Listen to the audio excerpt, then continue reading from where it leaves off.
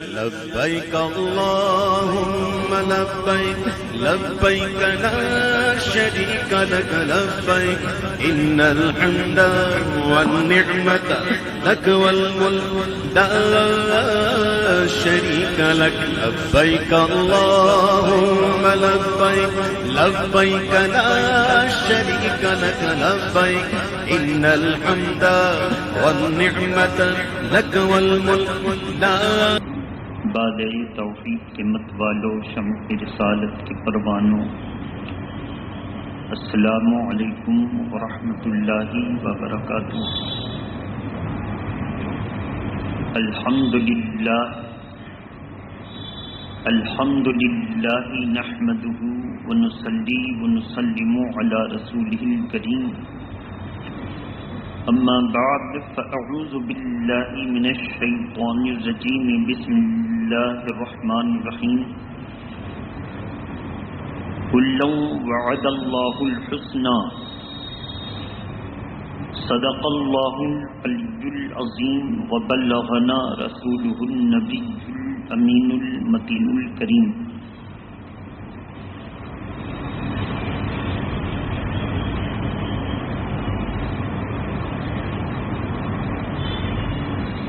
انہی کی محفل ہے، انہی کی بزم ہے، اس بزم مسرت میں ہم اور آپ ان کی غلامی میں نماز جمعہ کے لیے حاضر ہیں۔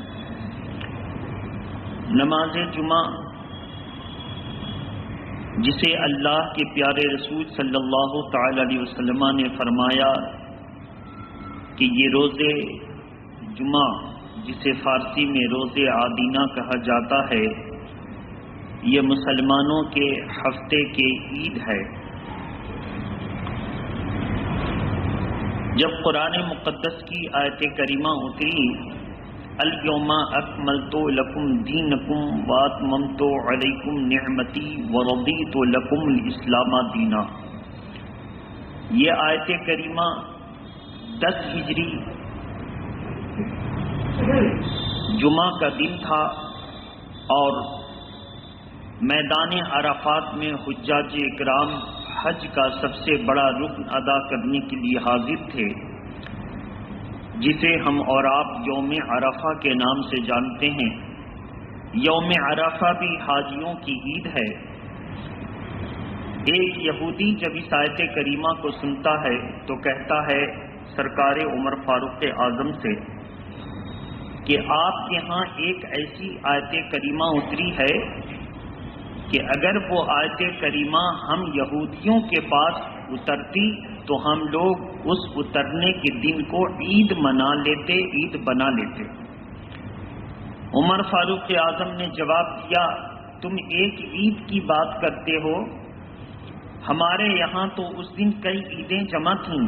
جمعہ کا دن تھا، یوم عرفہ، اور یوم عرفہ بھی جمعہ کے دن پڑا، حج اکبر جو بڑی خوشی کا دن۔ قرآن مقدس کی آیت کریمہ اتری، صحابہ اکرام کے چہروں پر خوشی کہ آج کے دن ہمارا قرآن مکمل ہو گیا۔ لہذا تم ایک عید کی باتیں کرتے ہو، ہمارے یہاں تو اس دن میدان عرفات میں عرفہ کی عید بھی، جمعہ کی عید بھی اور آنے والی بقرعید والی عید بھی، یہ تینوں عیدیں جمع تھیں اور صحابہ اکرام خوشیاں منا رہے تھے کہ آج کے دن ہمارا قرآن، ہمارا اسلام، ہماری شریعت مکمل ہو گئی۔ لیکن یہودی کہیں بھی اسلام کے خلاف سازش کرنے سے بچتے نہیں تھے۔ وہ ایسا معاملہ رکھتے تھے کہ کسی طرح بھی مسلمان آپس میں الجھ کر کے اسلام کی حقیقت کے جوہر کو کھو دے اور ہم اسلام کو ٹکڑے ٹکڑوں میں بٹتا دیکھیں، اور دیکھ کر کے اپنی ہار، اپنی ہزیمت پر کف افسوس ملنے کے بجائے مسلمانوں کی ناکامیوں پر خوشیاں منائیں۔ اسی خوشی میں ایک کڑی ہے حضرت عثمان غنی کی شہادت۔ حضرت عثمان غنی کی تاریخ الخلفاء پر جب آپ نظر ڈالیں گے اس کتاب پر، تو 18 بقرعید کی تاریخ یعنی 18 ذی الحجہ کو عثمان غنی کی یوم شہادت ہے۔ آج کتنی ذی الحجہ ہے؟ آج 15ویں ذی الحجہ ہے۔ آج سے ٹھیک 3 دن کے بعد اسلام کے تیسرے خلیفہ حضور کے پیارے صحابی اور داماد رسول حضرت سیدنا عثمان غنی رضی اللہ تعالی عنہ کی شہادت ہوئی۔ آئیے ہم عثمان غنی رضی اللہ تعالی عنہ کے تعلق سے آپ کے سامنے کچھ گوشے گزار کریں اور آئندہ جمعہ کو انشاءاللہ سرکار مفتی اعظم ہند رضی اللہ تعالی عنہ کی شان پاک میں کچھ کلمات عرض کریں گے۔ کیونکہ 18 ذی الحجہ کو سرکار مفتی اعظم ہند کی یوم پیدائش ہے۔ محبت کے ساتھ درود شریف پڑھیں۔ اللہم صل علی سیدنا شفیعنا حبیبنا مولانا محمد وآلہ واصحابہ وبارک وسلم صلاۃ و سلاما علیک یا رسول اللہ۔ سرکار دو عالم صلی اللہ تعالی علیہ وسلم حج وداع آخری حج سے فراغت کے بعد جب مدینہ شریف لوٹے تو محرم شریف کا مہینہ گزرا، سفر کا مہینہ گزرا، اللہ کے پیارے نبی کی طبیعت مبارکہ کچھ ناساز ہوئی اور سفر کے آخری مہینے میں کسی طرح طبیعت ناساز رہی اور اس موقع پر 17 وقت کی نماز حضرت سیدنا ابو بکر صدیق کو پڑھانے کا موقع ملا۔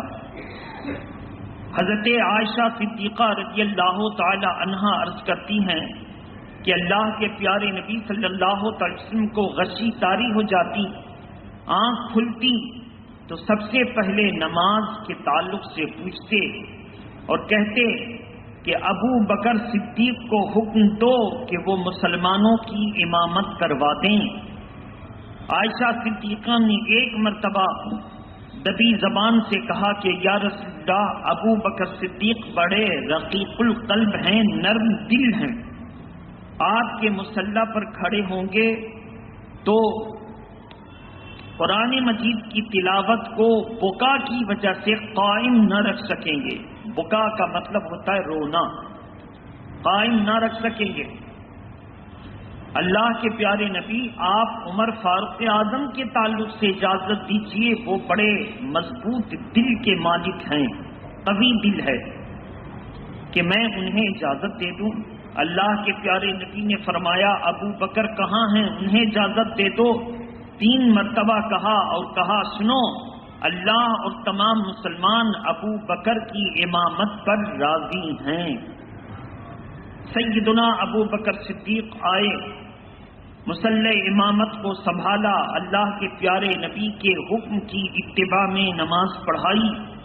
ایک نماز کے موقع پر حضور کی طبیعت میں کچھ افاقہ ہوا، طبیعت بحال ہوئی تو لوگوں سے کہا مجھے وضو کراؤ۔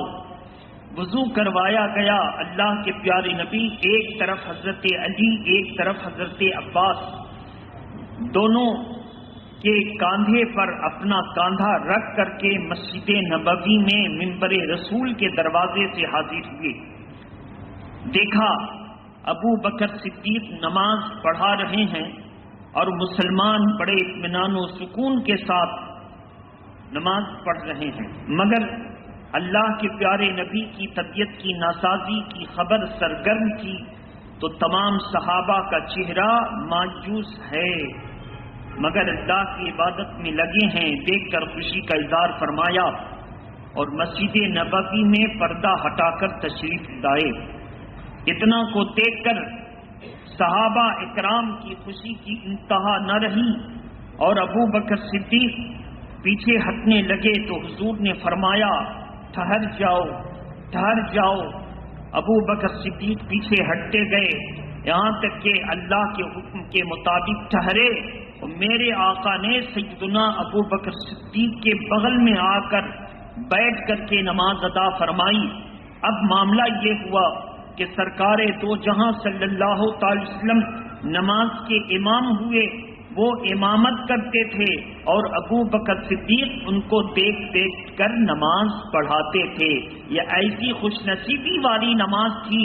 اس ایک نماز کے بعد دنیا میں کوئی ایسی نماز کی مثال نہیں ملتی ہے جس کے دو امام ہوں، ایک امام سرکار دو عالم ہوں اور دوسرے امام ابو بکر صدیق ہوں.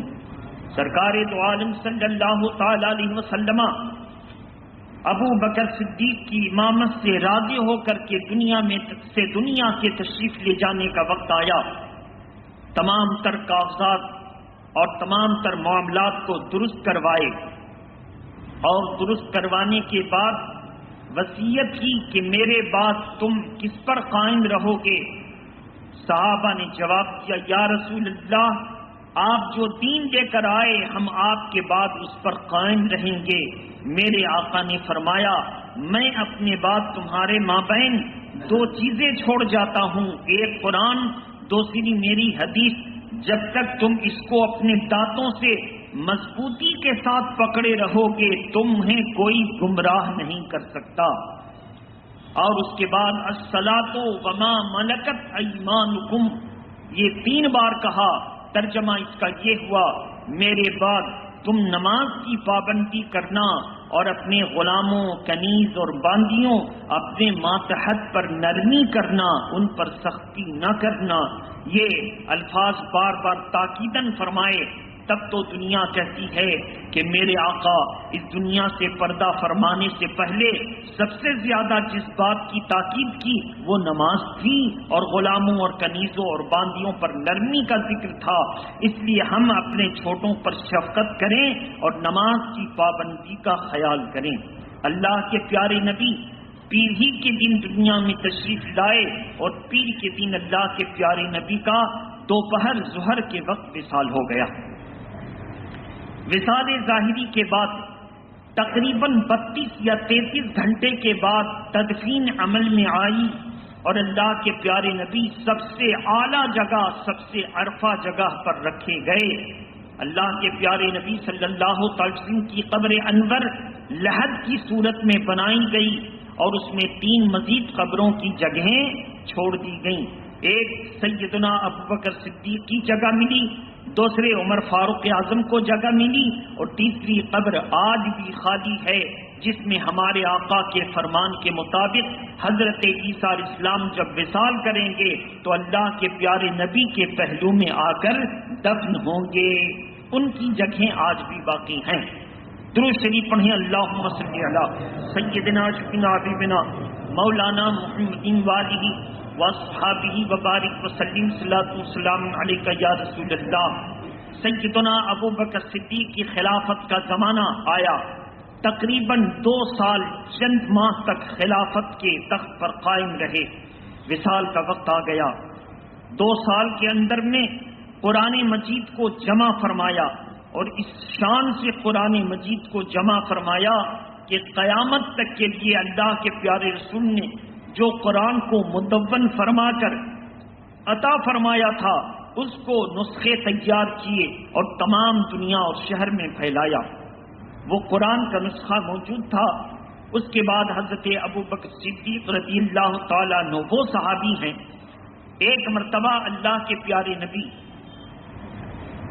احد پہاڑ پر چڑھے تو احد پہاڑ صحابہ کے تشریح کے مطابق حضور اور سیدنا ابو بکر صدیق اور سیدنا عمر فاروق اعظم اور سیدنا عثمان غنی کو جب اپنی پشت پر چڑھا دیکھا تو خوشی سے جھومنے لگا، جس کو ہم لوگ زلزلہ کہتے ہیں. خوشی سے جھومنے لگا تو اللہ کے پیارے نبی نے احد پہاڑ کو ایک ایڑی ماری اور کہا اسبت یا احد، اے احد ثابت ہو جا، کھڑا ہو جا، قائم ہو جا، جنبش مت کر، ہل مت، اپنی جگہ قائم رہ. کیا تو نہیں جانتا کہ تیرے اوپر ایک نبی، ایک صدیق اور 2 شہید کھڑے ہیں؟ ابھی حضرت عمر کی شہادت نہیں آئی، اللہ کے پیارے نبی نے پہلی ہی فرما دیا شہید ہیں. عثمان غنی کی شہادت کا وقت نہیں آیا، اللہ کے پیارے نبی نے پہلے ہی فرما دیا شہید ہیں. عمر فاروق اعظم جب شہید ہوئے، عثمان غنی جب شہید ہوئے تو ارشاد فرمایا مجھے شہادت کی خوشی ہے کہ میری خبر اللہ کے پیارے رسول نے ہماری زندگی میں عطا فرما دی تھی کہ عمر تم شہید ہوگے اور عثمان تم شہید ہوگے۔ ساری دنیا کے احکامات اور ان کے اقوال غلط ہو سکتے ہیں مگر میرے آقا کا کوئی قول غلط نہیں ہو سکتا ہے۔ اس سے پتا چلا کہ صحابہ کرام کو بھی حضور کے علم غیب کا یقین تھا کہ اللہ کے پیارے نبی کل کون کس حالت میں زندہ رہے گا اور کس حالت پر مرے گا، یہ غیب کی باتیں ہیں، اور یہ اللہ کے پیارے نبی اپنے صحابہ کو فراخ دلی سے بتا دیا کرتے تھے۔ صحابہ سے پوچھا، آپ نے کہا کہ غیب کی بات بہت فراخ دلی سے بتاتے تھے، اس کی کوئی دلیل ہے؟ صحابہ اکرام نے کہا ہاں ہمارے پاس دلیل ہے، تم اگر قرآن پر ایمان رکھتے ہو تو علم غیب میرے آقا کو عطائی ہے، اس پر تم کو ایمان رکھنا ہوگا۔ کہا ہم کو قرآن سے دلیل دیجیے۔ صحابہ اکرام نے قرآن مجید کی تلاوت فرمائی، پارہ نمبر 30 سورہ تکبیر کی آیت کریمہ وما صاحبکم بمجنون سے پہلے اللہ کے پیارے نبی نے فرما دیا وما ہوا علی الغیب بضنین، وما ہوا نہیں ہے وہ علی الغیب غیب کی بات بتانے پر بضنین بخیل۔ اس کا ترجمہ ہو گیا، اس کا پورا معنی یہ ہوا کہ اللہ کے نبی، اللہ کے رسول، مسلمانوں کے پیشوا غیب کی بات بتانے میں بخیل نہیں ہیں۔ ظاہر ہے ایک ہوتا ہے کہ بتا دیا اور ایک ہوتا ہے کہ کثرت سے بتایا اور ایک ہوتا ہے کہ اتنا بتایا کہ بخل کا شک جاتا رہا۔ اس سے پتا چلا صحابہ کرام کا بھی عقیدہ قرآن پر، ہمارا بھی عقیدہ قرآن پر۔ ہم اس بات کا عقیدہ رکھتے ہیں اللہ کے پاس جو غیب کا علم ہے وہ اس کا اپنا ہے، اور میرے نبی کے پاس جو غیب کا علم ہے وہ اللہ کا عطا کیا ہوا ہے۔ اور صحابہ اکرام اسی پر عقیدہ رکھتے تھے کہ میرے نبی کے پاس جو علم ہے سب اللہ کا عطا کیا ہوا ہے، اور نبی کے پاس جتنا علم ہے تمام دنیا کے علوم کو اکٹھا کر دیا جائے تو نبی کے علم کے سامنے سب قطرہ نظر آئیں گے۔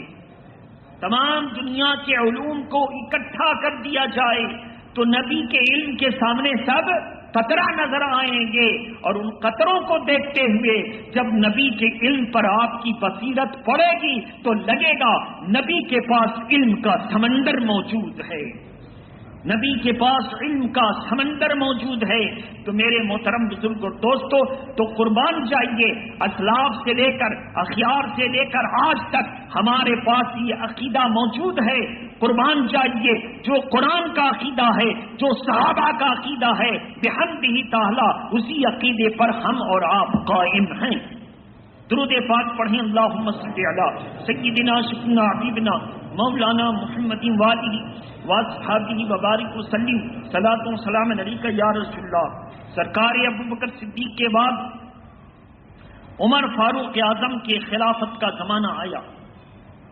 عمر فاروق اعظم نے تقریباً 10 سال خلافت کیے، اور سرکار عمر فاروق اعظم جب شہید ہوئے تو انہوں نے 6 آدمیوں کو اپنی طرف سے خلیفہ کے لیے ممکنہ نامزد فرمایا کہ ان 6 آدمیوں میں سے تم جسے چاہو خلیفہ چن لو۔ 3 آدمیوں نے خلافت کا اختیار اپنے پاس لے کر 3 آدمیوں کے حق میں دستبردار ہو گئے۔ مثلا فرمایا خلیفہ کے ناموں میں میرا بھی نام ہے، میں اپنا اختیار عثمان کو دیتا ہوں، میں اپنا اختیار عبد الرحمن ابن عوف کو دیتا ہوں۔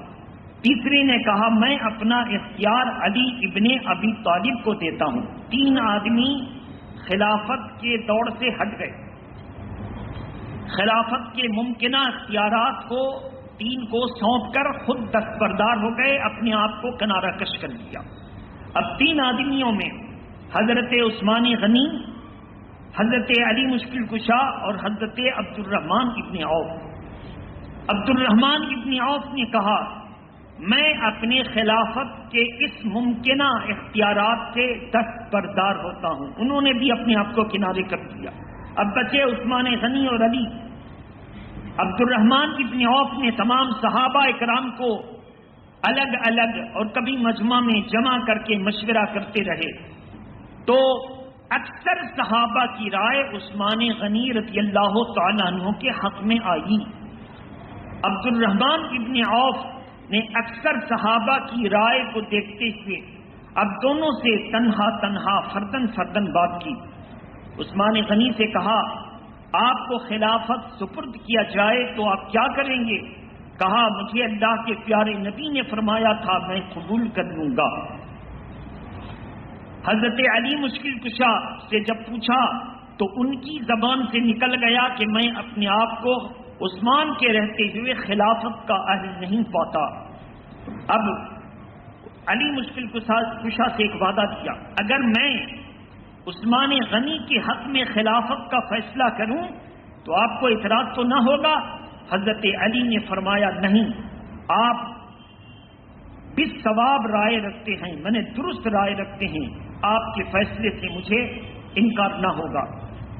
عثمان غنی سے کہا کہ اگر میں علی کے حق میں خلافت کا اظہار کر دوں تو عثمان آپ کو اختلاف تو نہ ہوگا؟ عثمان غنی نے کہا کہ آپ رائے بالصواب رکھتے ہیں، مجھے کوئی اختلاف نہ ہوگا. اس کے بعد عبد الرحمن ابن عوف نے تمام صحابہ کے نظریات کے مد نظر عثمان غنی کا ہاتھ اٹھایا اور بیعت کرتے ہوئے چوم لیا اور ارشاد فرمایا آج سے عثمان میرے خلیفہ ہیں. یہ پورا واقعہ اگر آپ کو دیکھنا ہے تو آپ جو ہے تاریخ الخلفاء میں علامہ جلال الدین سیوطی کی کتاب میں مطالعہ کر سکتے ہیں. بہرحال میرے محترم بزرگ اور دوستو، حضرت عثمان غنی کے ہاتھ پر جب عبد الرحمن ابن عوف نے بیعت کر کے خلیفہ چن لیا تو دوسری مرتبہ میں حضرت علی نے بھی عثمان غنی کے ہاتھ کو چوم کر کے ان کی خلافت کو قبول فرما دی. یہاں پہ شیعوں کو یہ بات پسند نہیں آئی. شیعہ کہتے تھے کہ علی کا حق تھا، ابو بکر نے بھی چھین لیا، علی خاموش رہے. عمر نے بھی چھین لیا، ابو بکر خاموش رہے. اب لو عثمان نے بھی چھین لیا. تو اس سے پتا چلا کہ شیعہ غلط پر ہیں. اگر حضرت علی اپنے حق کی خلافت چھیننے کا معاملہ دیکھ لیتے تو حضرت علی سے کبھی ایسا نہ ہوتا کہ حق کو جاتے دیکھتے اور قبول کر دیتے.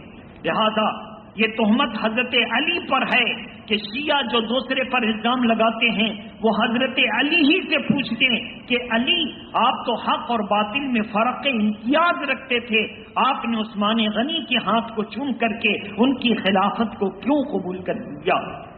علی فرمائیں گے کیوں نہ قبول کروں؟ ان سے پوچھا گیا کہ کیا عثمان کی خلافت سے آپ مطمئن نہیں ہیں؟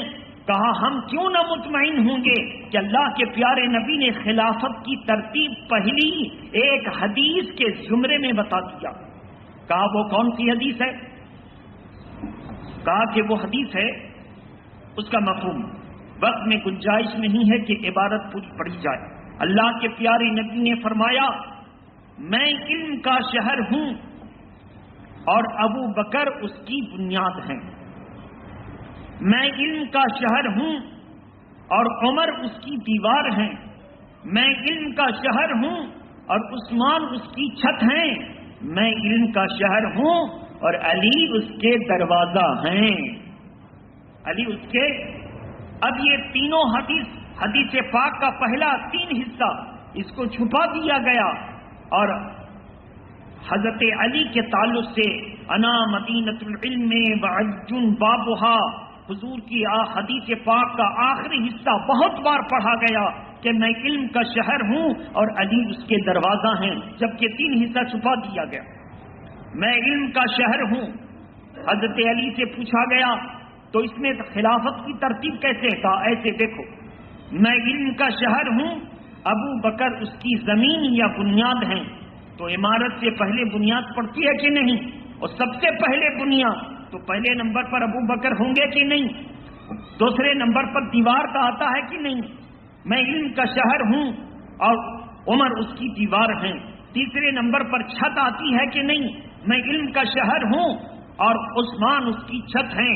چوتھے نمبر پر جب چھت، زمین، دیوار سب درست ہو گئی تو دروازہ لگانے کا تصور آتا ہے کہ نہیں؟ میں علم کا شہر ہوں اور علی اس کے دروازہ ہیں۔ صحابہ اکرام مطمئن ہو گئے، تمام اختلافات ختم ہو گئے، اور صحابہ اکرام نے کہا علی وہ ہیں کہ جس مسئلے کو حل کر دیں اللہ تبارک تعالیٰ اس مسئلے کو حل فرما دیتا ہے۔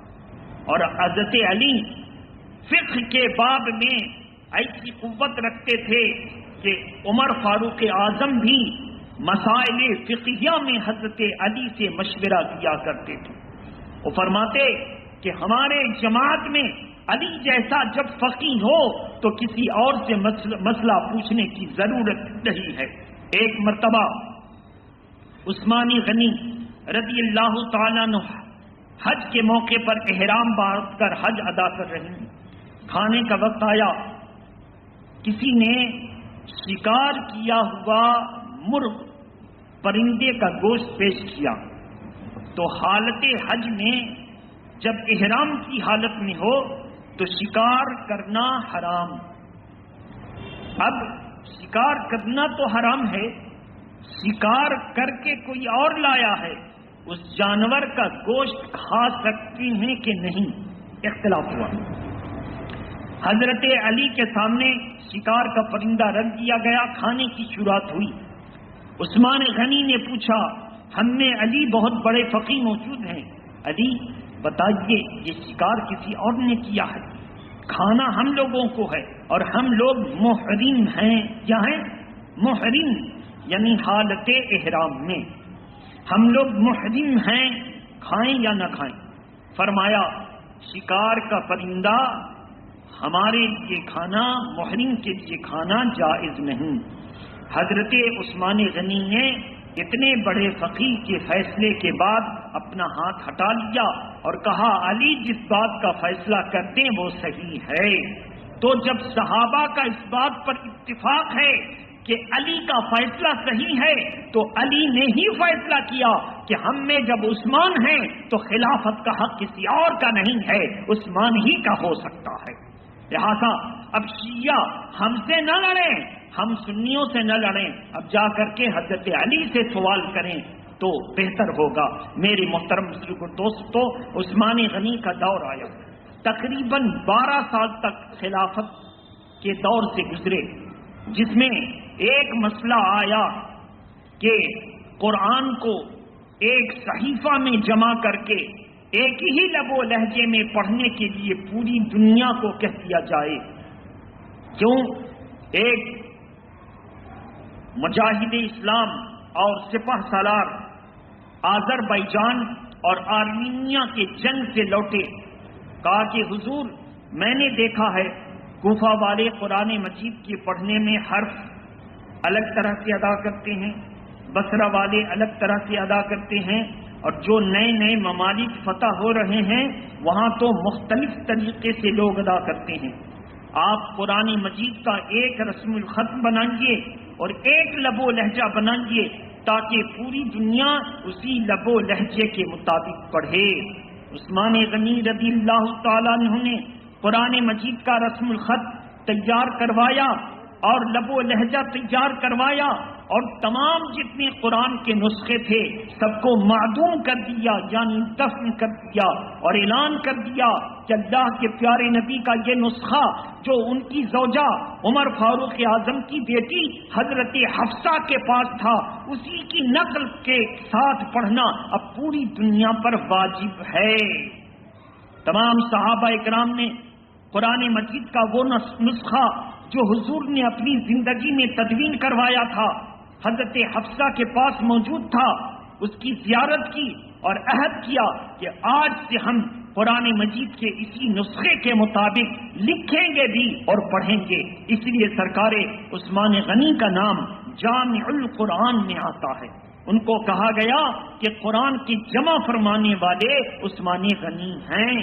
قرآن کے جمع فرمانے والے، حالانکہ قرآن کی سب سے پہلی تدوین فرمائی تھی میرے آقا نے، پھر اسی تدوین کو بحال رکھا تھا ابو بکر صدیق نے، پھر اسی تدوین کو بحال رکھا تھا عمر فاروق اعظم نے، لیکن قرآن مجید کو نئے صفحے پر کتابت کروا کے جو پوری دنیا میں پھیلایا، اس لیے عثمان غنی کے حصے میں جامع القرآن کا لقب آیا۔ اللہ تبارک تعالی عثمان غنی کی سیرت کو سننے کی برکتوں سے ہم سبوں کو بھی نیک راستے پر، قرآن پر عمل کرنے، علم غیب پر یقین رکھنے اور اللہ کے رسول جو لے کر آئے اس پر ایمان رکھنے کی توفیق اور جذبہ عطا فرمائے۔ وآخر دعوانا ان الحمد للہ رب العالمین۔ السلام علیکم۔ کھڑے ہو جائیں اور صفیں